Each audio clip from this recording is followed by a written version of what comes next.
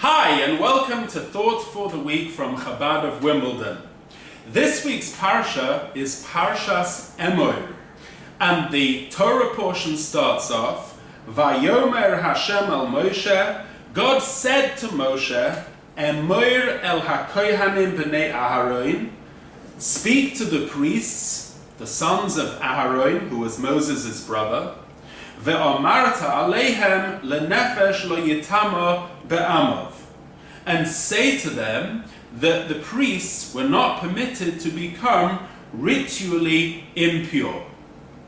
Rashi, who is one of the greatest commentaries on the Chumash, picks up in this first verse the double expression of saying, of speaking.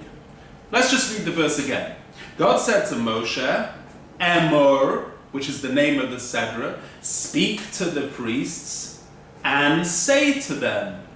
And Rashi asks the question, why the double expression of speaking or saying? And Rashi says, Lahazhir gedolim al hakatanim. This teaches us that adults, gedolim, must warn children specifically to be careful about this law.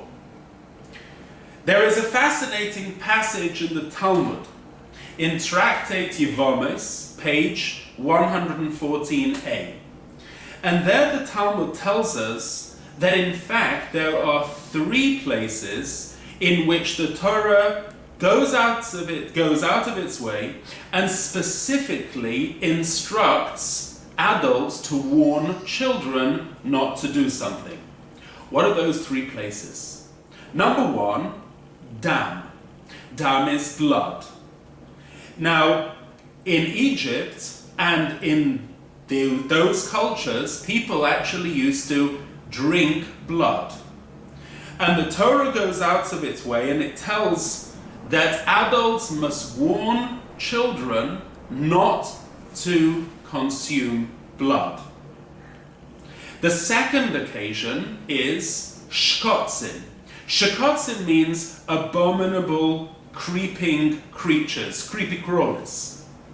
And there again, the Torah says adults must specifically warn the children not to eat these creatures. The third occasion is what we've just learned. In the case of Tumas Kohanim, the impurity of priests. There again, the Torah goes out of its way and tells adult Kohanim and the Beis Din, the courts, to warn children not to become ritually impure, the children of Kohanim. Why, asks the Rebbe, specifically in these three places, does the Torah warn adults about children?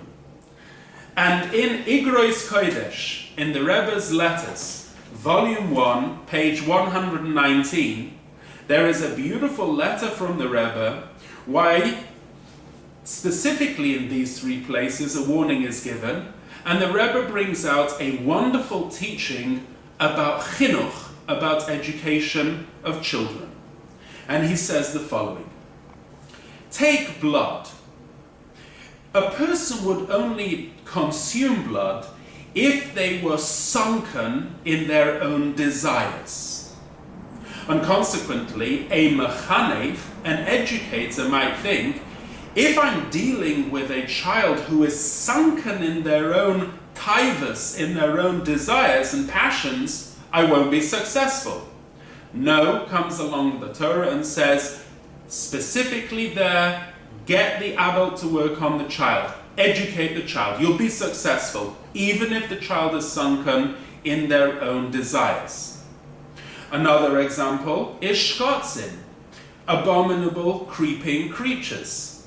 Now in such a case, a person, any normal person, would not eat such things. A person who goes out of their way to consume such creatures is doing so because they want to rebel. They want to anger God. And consequently, again, an educator may think, if they're dealing with a rebel, how are they going to be successful? No, the Torah goes out of its way and said, deal with the rebel. educate them. You have the capacity to do so. And the third example is Tumas Kohenim, the impurity of the priests. In general, Tuma and Tahara, purity and impurity, is something which is irrational. It's super-rational. It doesn't make sense. It's a divine law. And yet, the Almighty instructed the Kohanim to be separate from others and not to become ritually impure. A child might ask, I don't want to be a part of this super-rational behavior. Let me be like everybody else. I don't want to be part of that kingdom of priests and a holy nation. And yet here again, the Torah goes out of its way and says when it comes to chinuch, when it comes to education, educate children about the super-rational. And now we understand why in these three places the Torah speaks specifically to adults about children. Because if we apply these three specific occasions to our contemporary society, these are the three types of children we're dealing with. And remember, children are not only in age, but also in knowledge. In today's child, the contemporary child, we're dealing with people often who are sunken in their own bodily desires. Often they are rebels, and often they don't want to have to do with the supra-rational.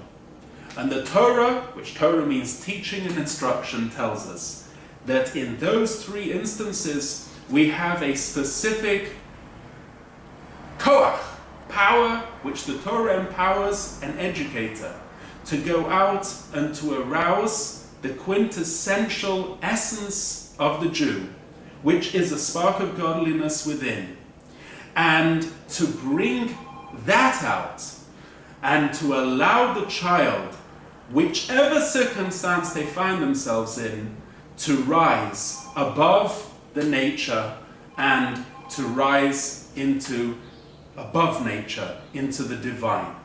And that's the lesson and the teaching of this week of Parshas Emor, that whatever the Talmud, whatever the student is up to, educators have the ability to raise them up. Each one of us must not only learn, but we must also teach. The Lubavitcher Rebbe once told a person to become a teacher of Judaism, and the person said, "But Rebbe, I only know the Aleph Bet." And the Rebbe said, "That's fine. There's plenty of Jews who only know an Aleph. You go and teach them the Bet." Remember, acts of goodness and kindness help bring Mashiach closer. Have a good week and Shabbat Shalom.